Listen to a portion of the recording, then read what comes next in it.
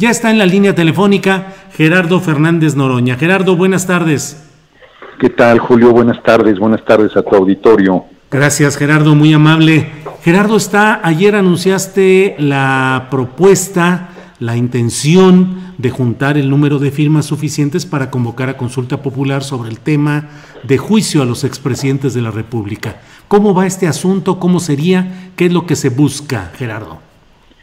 Sí, fíjate que cuando se hizo la revocación del mandato, se acordó también la ley de participación ciudadana que preveía las consultas en temas de interés a nuestro pueblo. Ahí se establecen tres posibilidades: que el presidente de la República solicite una consulta, una segunda posibilidad que un tercio de los legisladores de cualquiera de las dos cámaras, senadores o diputados, solicite la consulta a través de firmas, y una tercera, que la ciudadanía por el 1% del padrón solicite esta consulta, cualquiera que ésta sea. Nosotros nos inclinábamos por la última opción, porque es un clamor popular. Lo que es la pregunta nuestra: ¿estás de acuerdo que se inicie proceso penal contra los expresidentes, se vayan a la cárcel y regresen lo robado? Eso es lo que nosotros estamos planteando. Dicen que estamos prejuzgando, la pregunta se reduciría a: ¿estás de acuerdo que se inicie proceso penal contra los expresidentes de 1988 a 2018?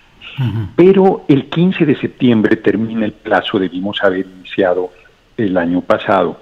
El 15 de septiembre termina el plazo para recabar firmas, te debe dar los formatos la presidencia de la Cámara de Diputados.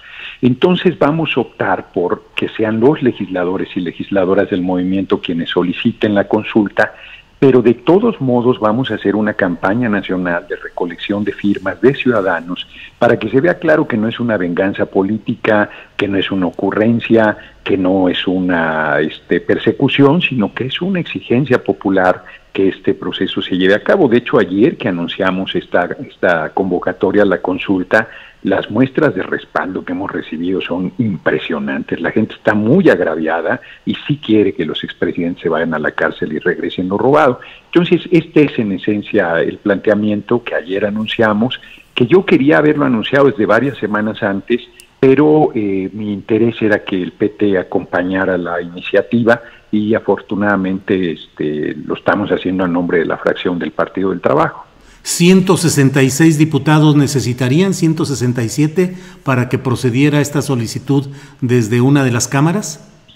Sí, nosotros tenemos 2/3, tenemos la alianza, la coalición legislativa Juntos Haremos Historia, que originalmente formó Morena, PT y PES, y a la que se ha sumado el Verde. Tenemos 2/3. De hecho, esta ley, reforma constitucional, porque fue reforma constitucional, la sacamos por 2/3 en la Cámara de Diputados, con el acuerdo de que el día de la elección se preguntaría sobre la revocación del mandato del presidente.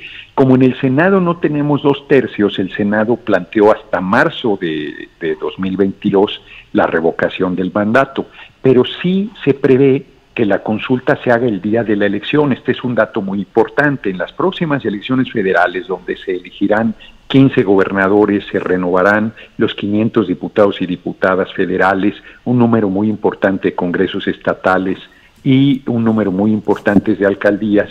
Ahí se preguntará también, habrá una papeleta que diga: ¿estás de acuerdo con que se inicie proceso penal contra los expresidentes? Y a mí me parece que eso es una herramienta importantísima. Un reportero nos decía ayer: pero no es parte de una campaña. Claro que es parte de una campaña, pero son hoy opositores, los de partidos opositores, los expresidentes, pues no hubieran robado, no hubieran traicionado al pueblo, no se hubieran enriquecido al cobijo del poder, no hubieran rematado el patrimonio nacional.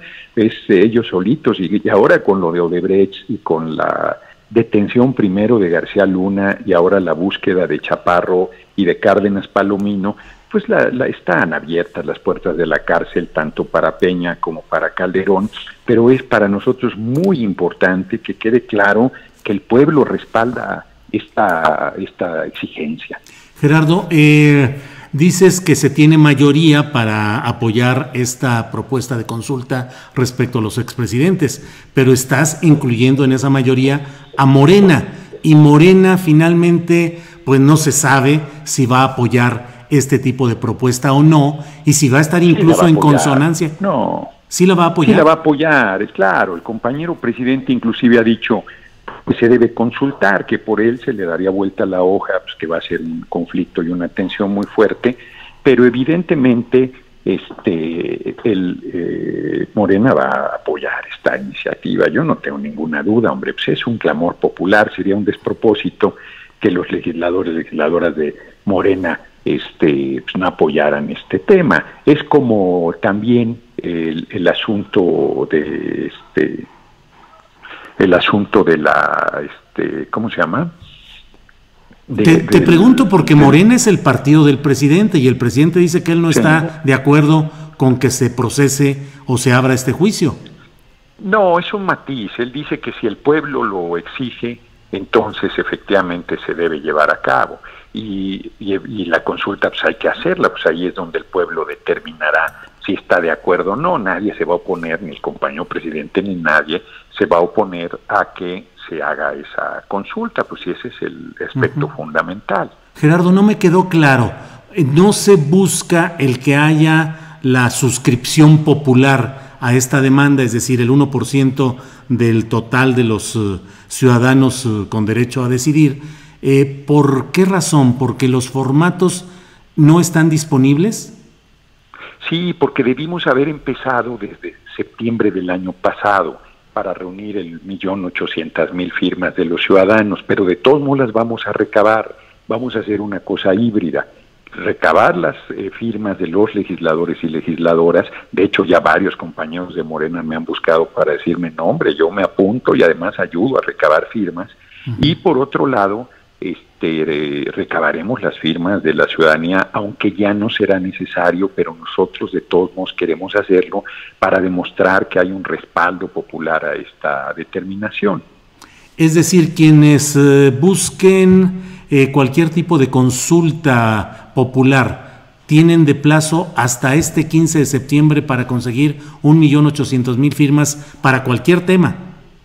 O un tercio de los legisladores de cualquiera de las cámaras, o que el presidente apoye su solicitud de consulta.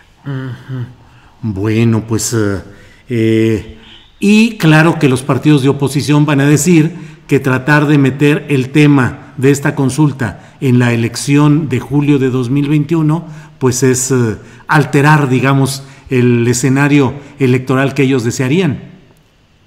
Bueno, pues a ellos no les conviene, pero no hubieran robado. O sea, si sus expresidentes, incluido el usurpador de Calderón, pues no hubieran hecho tropelía y media, no tendríamos esa herramienta, que además es una exigencia popular, porque si fuera una ocurrencia nuestra que queremos, no, la gente, eso es por aclamación, la gente, como lo dije ayer en la rueda de prensa, grita de júbilo cuando le dices que se vayan a la cárcel. Sí, no, es más, te voy a decir de manera coloquial, hoy iba caminando ahí por Palma y me dice un hombre, muy bien, Noroña, chinga los expresidentes, nos deben muchas. El pueblo está muy agraviado, hombre, el pueblo está realmente indignado de lo que sucedió y evidentemente esa es una de sus exigencias junto con el tema de seguridad y de mejoría de la situación económica. Son demandas verdaderamente con respaldo popular. ¿Y consideras, Gerardo, que hay la base y el sustento institucional jurídico, es decir, leyes y juzgadores, como para llevar a expresidentes a la cárcel? Bueno, ese sería un hito, ese es el gran reto. La verdad es que el Poder Judicial está muy corrompido, pero la presión popular que van a tener es enorme. Y además las evidencias de sus irregularidades son monstruosas. O sea, lo de Odebrecht, a ver, Peña, $4 millones para la campaña y el INE no lo vio, solo por Odebrecht, no es lo único que gastó en la campaña. $6 millones en sobornos para sacar la reforma energética, pues es un escándalo monstruoso. O sea, que Calderón haya usurpado la presidencia y encima haya bañado el país ligándose al grupo El Chapo Guzmán, pues es verdaderamente brutal. O sea, Salinas igual, el enriquecimiento que hizo el que es el creador de la oligarquía mexicana actual, pero además del remate del patrimonio nacional, y él se ha enriquecido de manera bárbara. Pues hay hasta quien dice que tiene prestanombres empresas muy importantes del país. Bueno, Cedillo está en el Consejo de Administración de la Kansas City Railroad y fue el privatizador de ferrocarriles nacionales de México, solo por citar algunos ejemplos. Y Fox, hombre, de Fox le conozco unas cosas, no puedo hacerlas públicas, pero sus niveles de corrupción y los niveles de ingreso que tiene son monstruosos, porque además se siguen beneficiando de las raterías que hicieron, y es dinero del pueblo, porque ni modo que los $10 millones que dio Odebrecht, pues no los haya recuperado. Yo creo que por lo menos recuperó $100 millones. Pero puedes platicar esas cosas de Fox, al cabo que estamos aquí en privado nomás, con una audiencia muy baja, Gerardo. No puedo. Pero sí tengo evidencias de los niveles de corrupción enormes que este tipo tiene, y todos los expresidentes, yo pero no se salva ni uno solo, ¿no? Lo de Peña, pues es una locura también, o sea. Sí, Gerardo, tu análisis político realista te hace considerar que sí veremos a uno de estos expresidentes, cuando menos, en la cárcel. Sí, ese hito se va a dar. Yo creo que es el momento de que la impunidad se termine, para que la corrupción acabe o se restrinja al mínimo posible. Pues la impunidad debe terminar, ¿no? Y la verdad es que un expresidente en la cárcel, y varios, yo creo que no uno, porque no se trata de un chivo expiatorio, son delincuentes electorales, delincuentes a secas, asesinos, saqueadores. No puede ser que quien tuviera la máxima responsabilidad del país fuera el delincuente, uno de los delincuentes más peligrosos de la patria. Entonces, francamente, creo que sí están en una condición indiscutiblemente de posibilidades reales de ir a la cárcel. Es decir, Gerardo, el aparato político mexicano, la fuerza de la presidencia de la República, que es mucha, pero es capaz de soportar los embates de lo que fue esta mafia del poder, de todos los intereses del foxismo, el calderonismo, el peñismo, el salinismo, los empresarios, los medios de comunicación electrónicos, las dificultades económicas actuales. ¿Son las condiciones en las que el poder presidencial puede resistir esos embates conjuntos? Sí, por el apoyo del pueblo. El apoyo del pueblo es fundamental, es ahí donde está la clave. Sin no iríamos a ningún lado. Es una gran exigencia popular, y el apoyo del pueblo en ese tema va a ser fundamental. La oposición que ves no hace mella en estos planes del presidente. Pues la oposición no tiene fuerza, hombre. La oposición no tiene ninguna posibilidad. Son partidos hundidos en la corrupción, hundidos en los escándalos, tergiversando, denostando, intrigando permanentemente, pero sin ningún respaldo popular, sin ninguna simpatía. O sea, vamos, claro que hay gente que añoraría que regresara el PAN o el PRI a la presidencia de la República, pero son grupos absolutamente minoritarios, desarticulados, desesperados.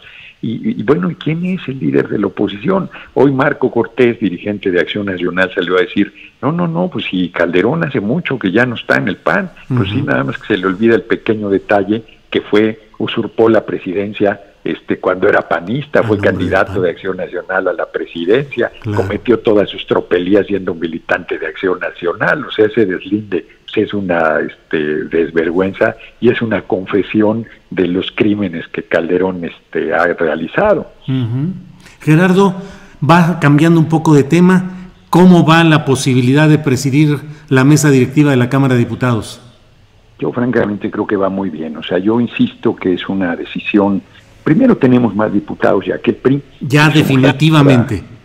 Sí, yo creo que esta semana que viene damos a conocer las nuevas incorporaciones a la fracción del PT. La ley es muy clara, le toca a la tercera fuerza parlamentaria. El PT llegó en 2018 como tercera fuerza parlamentaria, 198 legisladores Morena, 81 Acción Nacional, 61 el PT en tercer lugar, 56 Encuentro Social en cuarto, y en quinto, con 46 legisladores, el Partido Revolucionario Institucional, que tenía la presidencia de la República, la mayoría de gobernaturas, la mayoría de legisladores a lo largo y ancho del país, y se fue a un lejano tercer lugar a la presidencia y a un quinto lugar de legisladores en la Cámara Federal.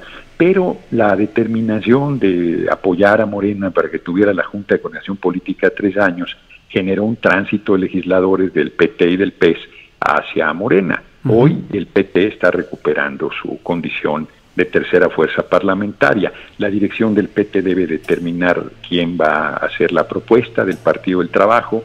Yo estoy optimista de que va a recaer en mi persona, y luego se requieren 2/3 de la votación. Por supuesto que hay, pues, de la oposición, están empavorecidos con la idea de que yo pueda presidir la Cámara de Diputados. Inclusive hay algún compañero o compañera que dice, no, bueno, es que es muy bueno Noroña para las batallas. Les digo, ay, sí, que simpáticos son, cabrones, me quieren para pelear, y cuando hay una madura, esa dicen que no. Pues sí, a ver, si Anaya fue presidente de la Cámara, si Silvano Aureoles, el delincuente gobernador de Michoacán, fue presidente de la Cámara, por supuesto que yo haré un papel inmensamente superior. La tengo fácil, hombre, ¿cómo voy a hacer un papel inferior al de ese tipo de personajes? Yo puedo ser no políticamente correcto, pero yo no soy asesino, ni ladrón, ni corrupto, ni vendepatrias, ni traidor a los intereses del pueblo. Gerardo, pero serías un presidente de la mesa directiva diplomático y obviamente apegado a reglamento y a leyes. Bueno, diplomático no, pero sí respetuoso de la pluralidad de la Cámara, defensor del derecho de todo legislador y legisladora a participar en el debate, a expresar su punto de vista, a procesar en base al marco legal todas las iniciativas y las reformas que haya que realizar. No, se van a sorprender para bien los que no me conocen. Yo haría una tarea, sin duda haría una tarea importante ahí, y sería un defensor de nuestro gobierno y del compañero presidente López Obrador. Participaría muy poco en los debates, es otra la condición como presidente de la Cámara, pero habría temas en los que sin duda participaría, y sobre todo ante los embates de los medios yo estaría como presidente de la Cámara en una posición privilegiada de apoyar a nuestro gobierno. Bueno, pues Gerardo, muchas gracias por esta oportunidad. Veremos qué siguen estos dos temas de los que hemos podido hablar: la la consecución del número de firmas de legisladores para tratar de llevar a juicio a expresidentes, la recolección paralela de firmas populares y el tema de la presidencia de la mesa directiva. Así es que habrá tema para volver a platicar próximamente, Gerardo. Con mucho gusto, y yo creo que vamos a alcanzar los 3 objetivos: las firmas, que yo no le veo dificultad, que la consulta se realice, la Corte debe determinar la constitucionalidad de esta consulta, y la mesa directiva, yo estoy cierto de que, mira, está muy fácil, hombre, el movimiento tiene 2 opciones, o Dulce María Sauri Riancho o Gerardo Fernández Noroña, un servidor. Yo creo que es obvio por dónde debe optar, ¿no? A mí me parece que está muy claro. Pues sí, así debería ser. Ya veremos cuando suceda, así debería ser. Gerardo, muchas gracias por esta oportunidad. Gracias a ti, Julio. Un abrazo al auditorio. Igualmente, buenas tardes.